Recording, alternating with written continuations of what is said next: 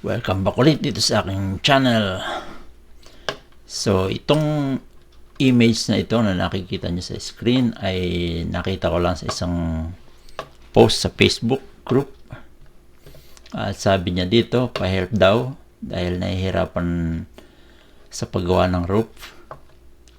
May mga sumagot naman doon sa group at naitama ang kung paano ang roof.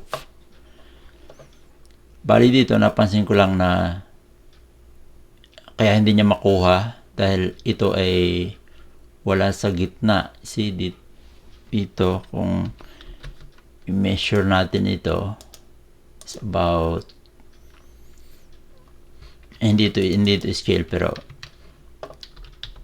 just for reference, makikita natin dito na malaki ang diferensya na sa sukat. Isa pa na nakita ko ay itong eave na ito ay maliit din compare sa dito sa kabilang side.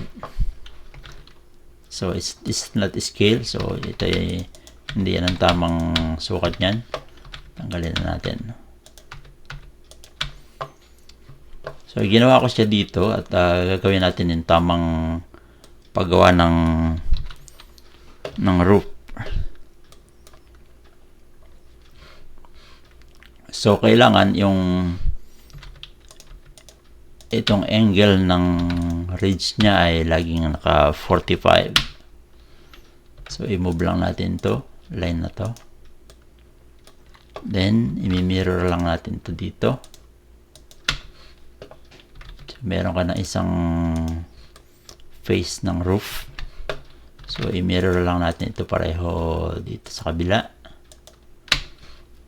Then, lagyan lang natin dito ng line. So, yan yung ridge nung area na yan. Copy naman natin dito sa kabila. And, copy rin ito sa kabila. Fillet lang. Then, mirror ulit natin. Dito. Then, draw the line. So, ayan. Meron tayong dalawa. Ito dito naman. So, kailangan dito ay actually, kahit hindi natin ikuhanin yung midpoint nito, automatic na siyang makukuha natin kapag inilagay natin tong 45 degrees na to. Oops, nawala yung isa doon. Mirror natin, na-move. Ito yung sinasabi ko, kahit hindi natin i-identify yung midpoint nito, makukuha na rin dahil pag inilagay yung 45 na yan at nag-meet yung dalawa na yan, yun na yung midpoint. Guhitan lang ng ganyan. Then, dahil ito ay isang face, matatanggal ang linya na yan. So, fillet lang natin to. And this one. Then, mirror natin dito sa kabila dahil 45 din yun.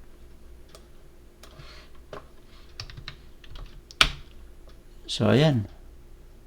Tapos na kaagad yung roof.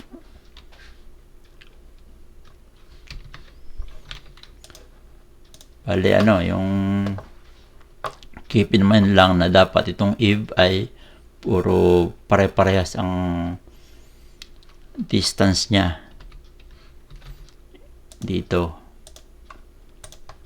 Kailangan lahat ay pare-parehas yung dimension niya para mag-meet yung 45, kasi kung ang isa niyan ay mahaba, I mean malapad,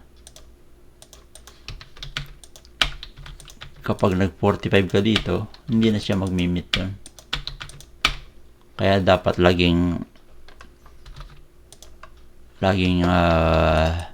same yung lapad ng paligid ng eaves. So, undo.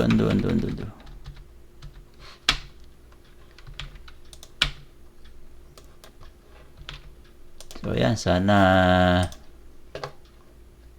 sa mga baguhan, sa mga estudyante, so sana natutunan nila ang paggawa ng roof ng hip roof shape.